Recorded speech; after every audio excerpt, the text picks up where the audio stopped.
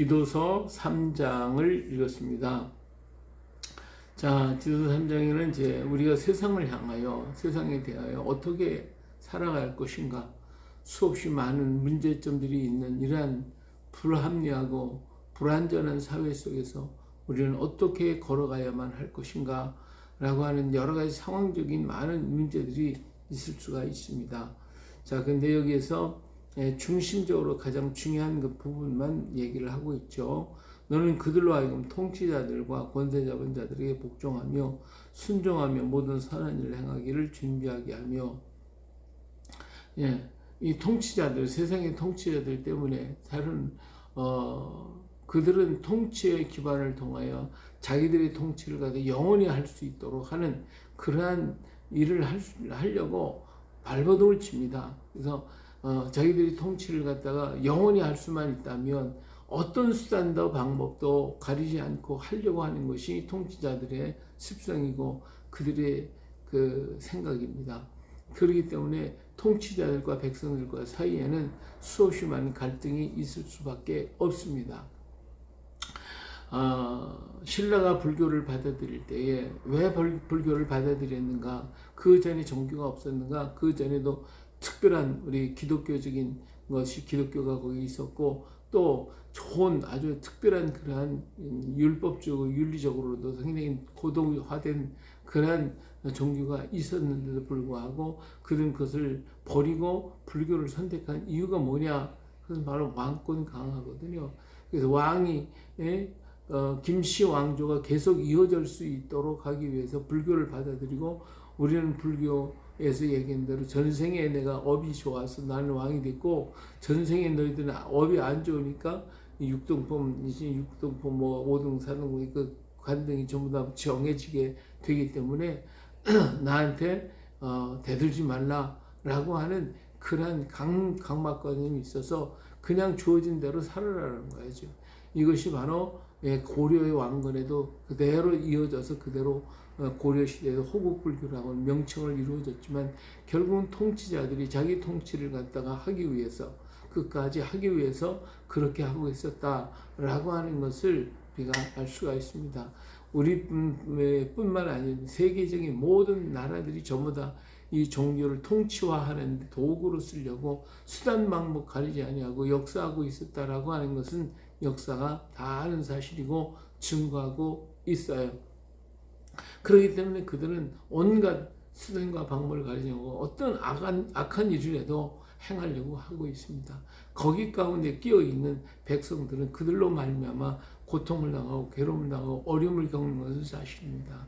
그러나 웬만한 문제들에 대해서 그것에 대적하고 싸우다 보면 결국은 그 통치자들에게 당할 수밖에 없어요.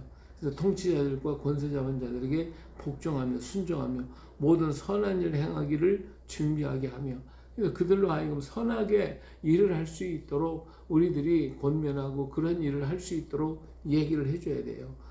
그렇게 해서 그들을 비난하고 욕하는 게 아니라 그들이 어떻게 하면 백성들에게 선한 정치를 할 수 있도록 할 것인가를 우리가 여러 모양으로 그 통치자들에게 얘기하고 전달할 수 있어야 되겠죠. 오늘날은 그런 것들이 여러 형태로 나타나서 있지만은 하여튼 우리가 이러한 사회적인 안정을 위해서는 복종하는 것이다, 순종하는 것이다. 그러나 중요한 것은 그들이 선한 일을 행할 수 있도록 권고하고 말하고 얘기를 해야 된다 하는 것이죠. 오늘 우리나라에도 뭐 데모를 하고 여러 가지 일들이 많이 일어나고 있어요. 하여튼 이 모든 일들 속에서 우리가 정치 통치자를 대적하다 보면 문제가 많이 생기는 것은 사실이고 그들로 인해 당하는 것은 백성들이 고통을 겪는 것은 또 사실입니다. 이런 문제에서 어떻게 우리가 할 것인가? 우리는 하나님과의 관계 속에서 이 문제를 잘 풀어나갈 수 있어야 할 줄로 압니다. 아무도 비방하지 말고 다투지 말고 관용하며 범사의 온유함을 모든 사람에 나타낼 것을 기억하게 하라. 그래서 우리가 그들과의 관계 그리고 이웃과의 관계, 세상과의 관계를 어떻게 나타내야 할 것인가? 우리는 그때그때마다 예수님께서 얘기한 것처럼 내가 너희를 이리 가운데 보내지만 너는 비둘기같이 순결하라. 비둘기처럼 순결하라 라고 하는 말씀을 하고 계시거든요.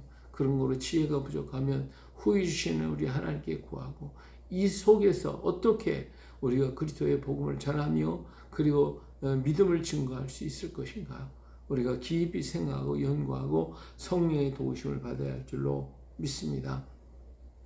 자, 우리도 전에는 어리석은 자요 순종하지 않으며 속은 자요 여러 가지 정욕과 행락에 종노란 자요 악독과 투기를 일삼은 자요 가증한 자요 피차 미워한 자였으나 우리 구주 하나님의 자비와 사람 사랑하심을 나타낼 때에 우리를 구원하셨다 그랬어요. 예. 우리는 더럽고 추악한 그들이 세상에 지금 우리가 더럽다라고 하는 그런 짓들을 하고 있는 수없이 많은 사람들 또 통치자들 이런 사람들을 우리가 바라보면서 비방하고 원망하고 탄식하는 것이 아니고 우리도 과거에는 그렇게 해서 그런 삶을 좋아했고 그런 삶에 빠졌던 사람인 것을 우리 자신이 알아야 되는 거예요. 그리고 그것에서 깨닫고 우리가 돌아온 것처럼 그들도 돌아올 수 있도록 우리는 그들을 권면하고 기도하고 또 그 일을 위해서 우리는 다 힘을 써야 되겠죠. 그래서 우리 하나님의 자비하심 그리고 사랑하심으로 우리를 구원하셨다 그랬어요. 그래서 우리의 행한 의로운 행위로 말미암지 아니하고 오직 그의 긍휼하심을 따라 우리가 구원받은 것은 내가 행위가 올라와서 우리는 과연 그렇게 형편없는 그런 사람이고 지금도 수없이 많은 사람이 그런 살지만은 그들 때문에 비방하고 하면 끝나는 게 아니라 우리가 그런 자리에 있었을 때도 하나님이 긍휼하신 은혜로 우리를 구원하셨는데 우리 의로운 행위로서 우리를 구원하신 건 아니라고 말이에요. 우리가 의로운 행위로 구원을 받았다고 그러면 이 세상에 과연 구원받을 사람이 과연 얼마나 되겠습니까? 모두가 다 의로운 행위 속에서도 악이 있고 수없이 많은 악의 문제들이 그 바탕에 다 깔려 있는 것이 인생의 모습인데 그 모습을 보고 어떻게 하나님이 구원하실 수가 있습니까? 그러나 하나님은 긍휼하심으로 우리를 구원하시되 어떻게 중생의 씻음과 예수 그리스도의 보혈로 다 씻어주시고 그 씻었을 뿐만 아니라 그 가운데 성령께서 임하셔서 그를 하여금 성령으로 새롭게 만든 거듭난 자, 새로운 사람, 변화된 자가 되어서 정말 세상을 살아갈 때 깨끗할 뿐만 아니라 우리는 그 거룩한 자의 모습으로 살아가는 그리스도를 닮아가서 그런 삶을 살 수 있어야 된다는 것이죠. 그렇게 하셨다는 거예요. 성령이 새롭게 하심으로 하셨사나니 우리 구주 예수 그리스도로 말미암아 우리에게 그 성령을 풍성히 부어주셨어요.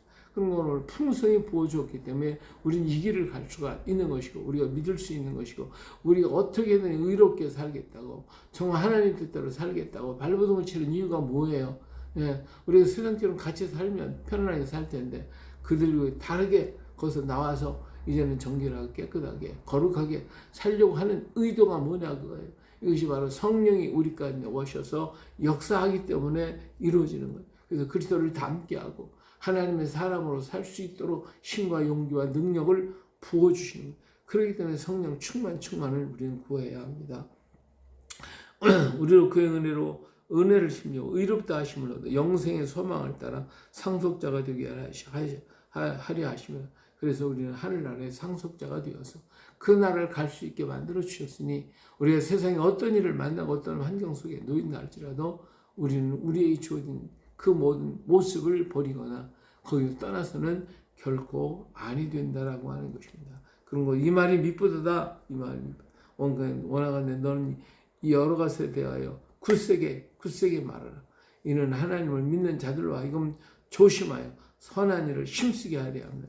이것은 아름다우며 사람들에게 유익한 것이다. 우리가 정말 하나님의 성령의 인도함을 따라 이 험한 세상 속에서 그들과 같지 않으면서 그들 속에서 나온 우리가 중생과 실승과 성령으로 충만함을 받아서 그리스도의 삶을 살아가는 우리들이 그 속에 살면서 그들에게 이러한 빛을 보여주고 이런 아름다움을 보여주고 세상을 변화시킬 수 있는 능력의 사람이 되어야 할 것입니다. 어리석은 변론, 족보 이야기, 분쟁, 율법에 대한 다툼 이런 것들 다 무익한 것이니까 그런 것들을 버리고 이단에 속한 자 한두 번 권면 듣지 않으면 그들은 거기에 뿌리를 박았기 때문에 그들을 뽑아낼 수가 없어요. 그러니까 한두 번 권면해 들을 사람은 들을 것이고 듣지 않을 사람은 결국은 그런 멸망의 길로 가는 것이니까 어떻게 할 수가 없어요. 버려둘 수밖에 없는 마귀에 속한 자가 되어버렸기 때문에 그래서 스스로 저희 정죄한 자로서 죄를 짓는다. 그냥 부부로 스스로 부패돼서 스스로 죄 가운데로 빠질 수밖에 없게 된다는 것을 알 수가 있습니다. 예, 우리 성도들 간에 서로 무난하고 서로 교제하고 서로 함께함으로써 이러한 믿음의 길을 걸어가며 아무리 부패되고 아무리 썩고 아무리 어려운 고통이 와도 우리는 그때의 형상을 잃지 말고 끝까지 가게 될 때에 우리 때문에 세상은 조금이라도 달라질 것이고 우리 작은 등불 하나가 세상을 그래도 밝히는 빛이 되어줄 수가 있을 것입니다. 우리가 이 불을 절대로 끄지 않도록 어떤 환경 속에서도 끝까지 달려가는 이런 빛을 발하는 우리가 되어야 할 줄로 믿습니다. 디도에게 부탁한 이 말이 얼마나 무겁고 신중한 말씀들인가를 우리는 다시 한번 생각하면 오늘도 우리가 이 세상을 걸어갈 때 성령의 충만함을 통하여 이거를 걸어갈 수 있는 우리 용기 있는 그리스도의 군사, 그리스도의 백성, 하나님의 사람으로서 오늘도 멋지게 걸어가시기를 예수님의 이름으로 축복합니다. 할렐루야!